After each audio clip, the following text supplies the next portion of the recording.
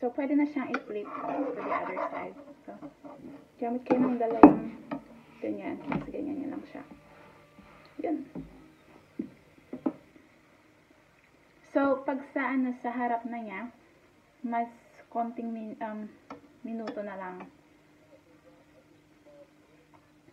Bale, 2 minutes at least ang pagluto ninyo. So, mag-wait na lang ako na.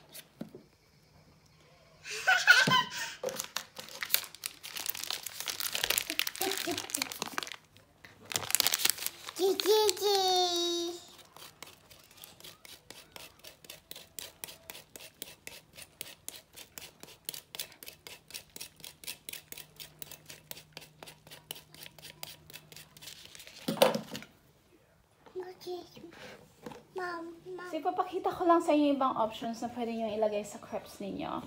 Pwede siya maging lemon and sugar. So, ito na siya.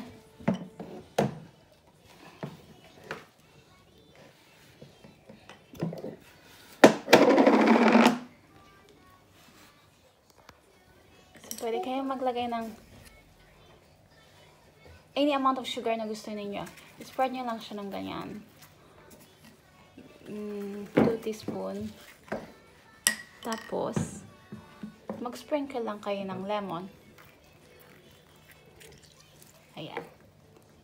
So, yan yung isang option. Yung other option nyo, pwede nyo siyang kainin ng plain.